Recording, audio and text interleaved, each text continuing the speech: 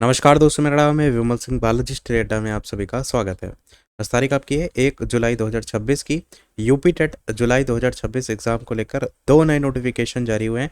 दोनों की एक एक करके बात करेंगे। सबसे पहला नोटिफिकेशन उत्तर प्रदेश शिक्षा सेवा चयन आयोग की तरफ से साइट में तारीख 1 जुलाई 2026 की, जिसमें ये बताया गया है कि विज्ञापन संख्या जो यूपी टेट की है उसमें एनआईओएस से दूरस्थ शिक्षा प्रणाली के तहत 18 महीने का जो डीएलएड कोर्स कंप्लीट कर चुके हैं यात्रीगण, उनको भी आवेदन करने का अवसर प्रदान करने की याचना के साथ याचिका संख्या दी गई है जो दायर हुई थी।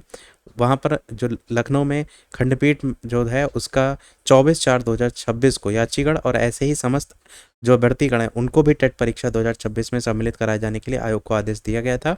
माननीय न्यायालय खंडपीठ लखनऊ के आदेश 24/4/2026 के विरुद्ध एक अपील भी दाखिल की गई थी जो 1 जुलाई 2026 को आज जो है वो सुनवाई हेतु सूचीबद्ध थी, जिसमें माननीय न्यायालय द्वारा पारित आदेश का यहाँ पर कुछ अंश जो है वो दिया गया है। इसमें बताया गया है कि ये जो उपरोक्त आदेश है इसके अनुपालन में संबंधित अभ्यर्थियों को ये सूचित किया जाता है केवल वे अभ्यर्थी जिनके पास 18 महीने का डीएलएड कोर्स है जो कि 31 मार्च 2015 तथा अथवा उससे पूर्व सेवा में थे, उन्हें यूपी टेट 2026 में औपबंधिक रूप से सम्मिलित होने की अनुमति दी जाएगी। किनको दी जा रही है?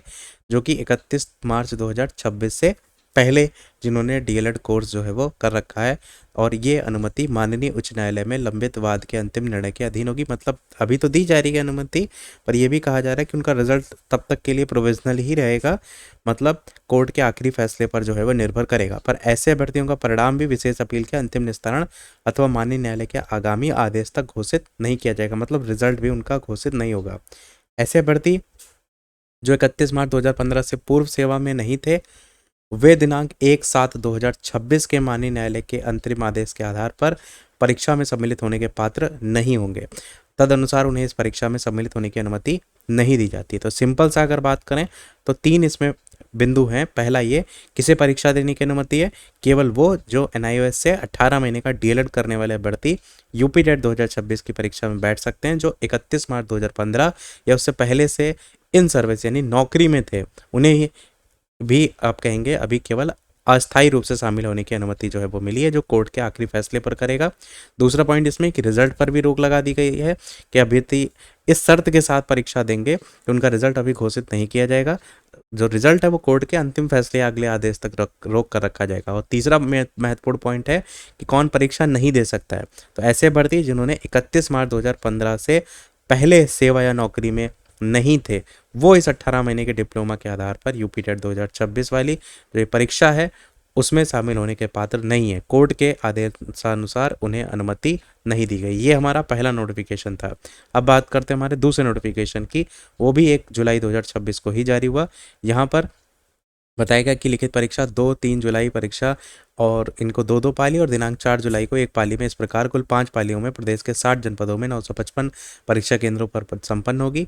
इसमें पंजीकृत हैं 19,94,661 परीक्षार्थी और दिनांक 2 जुलाई 2026 को दोनों पाली और 3 जुलाई की प्रथम पाली में उच्च प्राथमिक स्तर 6 से 8 के अभ्यर्थी तथा दिनांक 3 जुलाई 2026 की द्वितीय पाली और 4 जुलाई 2026 की प्रथम पाली में प्राथमिक स्तर 1 से 5 के भर्तियों की परीक्षा संपादित की जा रही है। आयोग के अध्यक्ष हैं डॉक्टर प्रशांत कुमार, जो कि पूर्व आईपीएस हैं, सेवानिवृत्त हैं। इनके द्वारा सभी 60 जनपदों के कुल 955 परीक्षा केंद्रों पर तैयारी की गहन समीक्षा की गई, जिसमें यह पाया गया कि सभी जनपदों के परीक्षा केंद्रों पर परीक्षा से संबंधित सभी तैयारियां कंप्लीट हैं। सभी कक्षों को एवं सभी महत्वपूर्ण हिस्सों को एआई सीसीटीवी से आच्छादित कर जनपद के कंट्रोल रूम और आयोग में स्थापित अत्याधुनिक एआई कैमरों से लैस किया गया है। इंटीग्रेटेड कंट्रोल कमांड रूम से जोड़ा भी जा चुका है। आयोग के रूम से सभी केंद्रों की कनेक्टिविटी का परीक्षण वगैरह भी किया जा रहा है। साथ ही आयोग स्तर से प्रत्येक जनपद के लिए एक एक माननीय जो सदस्यगण हैं वो भी यहाँ पर कहा गया है कि प्रेक्षक के रूप में जो है वो नामित किया गया है। इनके द्वारा आज ही अपने आवंटित जनपद में पहुंचकर व्यवस्थाओं की समीक्षा कर ली गई है। शासन के निर्देशों के अनुसार परीक्षा केंद्र के आसपास निषेधाज्ञा लागू रहेगी। पुलिस अधिकारीगण और उनके निगरानी टीम के द्वारा परीक्षा केंद्र पर लगातार भ्रमण भी किया जाएगा। जिला प्रशासन द्वारा परीक्षा केंद्रों पर पर्याप्त फोर्स की तैनाती की जा रही है। संदिग्ध और असामाजिक तत्वों पर सख्ती से नजर रखने के लिए अलग अलग सुरक्षा एजेंसी है उनके द्वारा सतर्क दृष्टि रखी जा रही है। नकल कराए जाने या परीक्षा की शुचिता गोपनीयता को प्रभावित करने के लिए अलग से कठोर कार्रवाई होगी।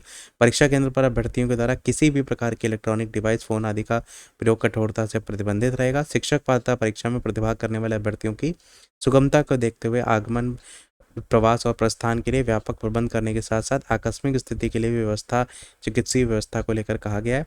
सभी परीक्षार्थियों से भी अपील की गई कि समय से परीक्षा केंद्र पर पहुंचें और जो भी आदेश हैं उसको पढ़ें।